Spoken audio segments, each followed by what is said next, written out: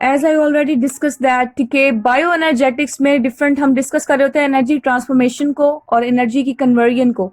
सो हमने कहा था कि फोटोसिंथेसिस इज आल्सो मतलब एक लार्ज स्केल पे अगर हम बायो एनर्जेटिक्स को स्टडी करें तो फोटोसिंथेसिस को हम स्टडी करेंगे. So basically what is the process of photosynthesis? Photosynthesis is the process in which the synthesis of glucose from carbon dioxide and water in presence of sunlight and chlorophyll with the oxygen as a byproduct. Oxygen यानी इस process में जो है वो release होती है. Carbon dioxide और water जो है सनलाइट की प्रेजेंस में डिफरेंट कार्बोहाइड्रेट्स को सिंथेसाइज कर रहे होते हैं, यानी डिफरेंट कार्बोहाइड्रेट्स की प्रोडक्शन हो रही होती है और एज अ बाई प्रोडक्ट यहाँ से ऑक्सीजन रिलीज हो रही होती है. अब अगर हम बात करें कि ये फोटोसिंथेसिस का ये जो प्रोसेस हो रहा है जिसमें हमने बात की कि it is a process of synthesis of different carbohydrates in the presence of carbon dioxide, water and sunlight.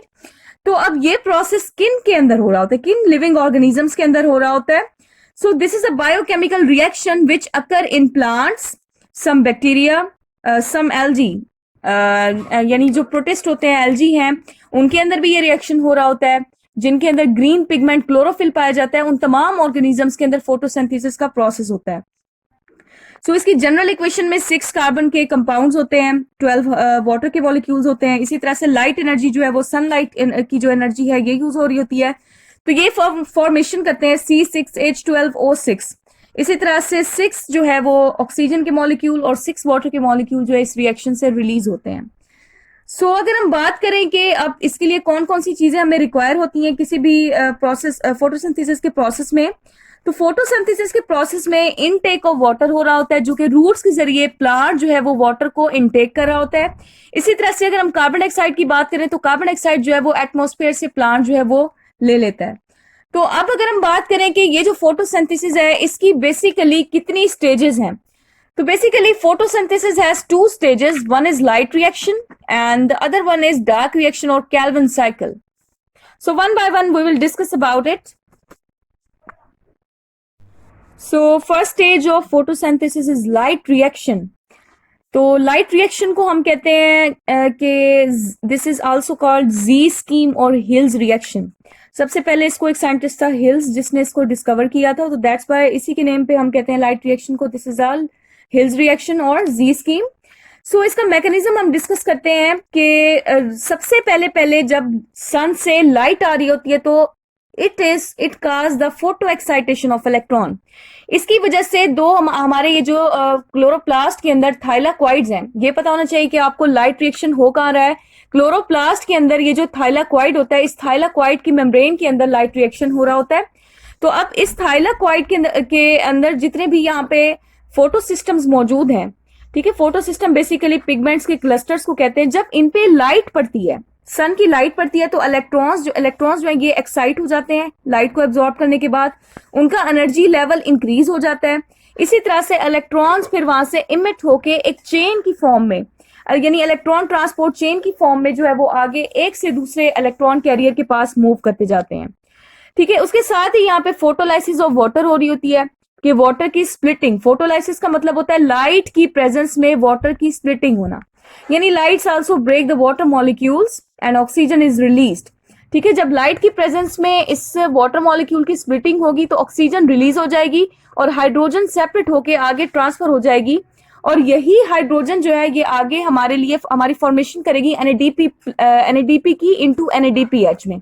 ठीक है, NADP प्लस जो है निकोटिनामाइड एडेनिन डाइन्यूक्लियोटाइड फॉस्फेट है. अब जब इसके अंदर यहां से एक हाइड्रोजन ऐड हो जाएगी तो it will convert into NADPH.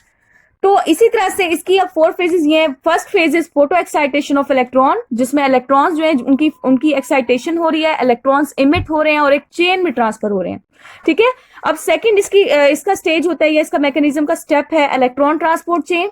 अब यही इलेक्ट्रॉन जो इमिट हुआ है ये आगे ट्रांसफर हो जाएगा इलेक्ट्रॉन ट्रांसपोर्ट चेन के पास, ताकि वो एटीपी की प्रोडक्शन कर सके. ठीक है, अब यहाँ पे एटीपी की भी प्रोडक्शन हो रही है.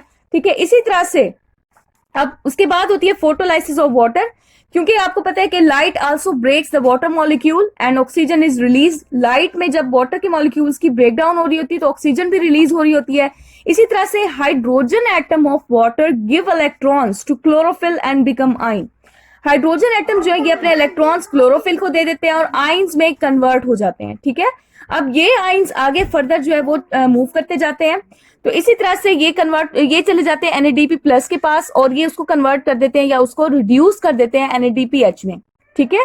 तो अब यहाँ पे ऑक्सीडेशन हुई है, यहाँ पे रिडक्शन हुई है, इसमें यहाँ पे एक हाइड्रोजन ऐड हुआ है, ठीक है, और यहाँ से एक ऑक्सीजन जो है एज अ बाई प्रोडक्ट यहाँ से रिलीज हो गई है, ठीक है।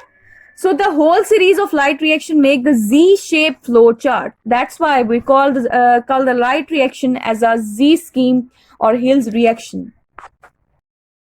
Now we will discuss about the dark reaction. Dark reaction is also known as the Kelvin cycle. These reactions occur in the absence or presence of sunlight, provided that the ATP and NADPH are available. अब ये जो dark reaction है ये basically chloroplast के stroma वाले reason में हो रहा होता है, ठीक है। जो लाइट रिएक्शन था ये थाइलाकॉइड में हो रहा था, जबकि ये जो डार्क रिएक्शन है ये किसी भी क्लोरोप्लास्ट के स्ट्रोमा में हो रहा होता है। सो अगर हम बात करें कि डार्क रिएक्शन को सबसे पहले किसने डिस्कवर किया था, तो डार्क रिएक्शन को सबसे पहले मेल्विन केल्विन और उसके कोलीग्स ने यूनिवर्सिटी ऑफ कैलिफोर्निया में जो है इस पर रिसर्च करते हुए इसे डिस्कवर किया था, और इसी वजह से केल्विन को जो है वो नोबेल प्राइज भी दिया गया था 1961 में। तो अगर हम बात करें कि ये जो डार्क रिएक्शन है या केल्विन साइकिल है इसके कितने स्टेप्स हैं, तो बेसिकली डार्क रिएक्शन के 3 स्टेप्स हैं, ठीक है। फर्स्ट स्टेप जो है वो इसका कार्बन फिक्सेशन है जिसमें कार्बन डाइऑक्साइड फिक्स होती है।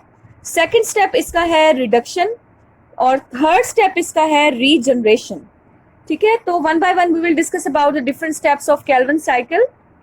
सो फर्स्ट स्टेप में इसका ये होता है कि कार्बन डाइऑक्साइड मॉलिक्यूल्स जो है ये कंबाइन हो जाते हैं एक 5 कार्बन मॉलिक्यूल के साथ जिसका नाम है राइबुलोज बिसफॉस्फेट। अब ये राइबुलोज बिसफॉस्फेट जब कार्बन डाइऑक्साइड के साथ मिलेगा तो ये एक टेम्पोरेरी 6 कार्बन कंपाउंड बनाएगा, ठीक है।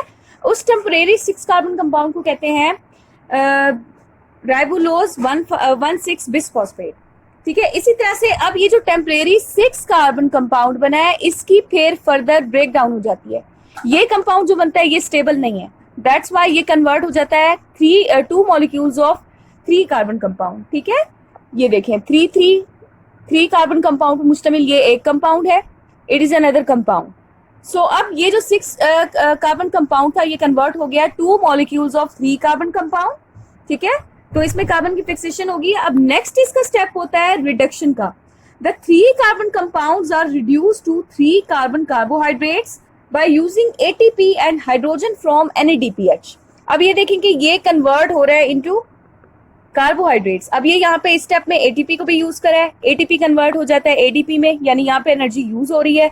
इसी तरह से NADPH जो है ये कन्वर्ट हो रहा है NADP प्लस में, ठीक है। और इसी तरह से यहाँ पे शुगर्स की सिंथेसिस हो गई है या ग्लूकोज का मॉलिक्यूल मैन्युफैक्चर हो गया है। फिर इसके बाद इसका नेक्स्ट स्टेप होता है रीजनरेशन। तो the 3 carbon carbohydrates are also used to regenerate the original 5 carbon compound. अब यहाँ पे ये जो 3 कार्बन कार्बोहाइड्रेट की प्रोडक्शन हुई है ये दोबारा से हमारा ये जो ओरिजिनल 5 कार्बन कंपाउंड था इसको रीजनरेट करने के लिए ये कार्बोहाइड्रेट जो है ये हेल्प करते हैं।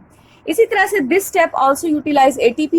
इसमें भी ATP जो है वो यूटिलाइज होता है, यानी ATP से एनर्जी जो है वो प्रोड्यूस होती है और यहाँ पे फिर वो 5 कार्बन कंपाउंड जो कि ओरिजिनली यहाँ पे पहले से मौजूद था जो कि केल्विन साइकिल को स्टार्ट कर रहा था, अगेन उसकी प्रोडक्शन जो है वो हो जाती है। सो फिर अगेन दोबारा ये साइकिल चलता रहता है, that's why we call it the Calvin cycle और dark. So viewers, this is all about the photosynthesis and their 2 stages, light and dark reaction. So thanks for watching the video.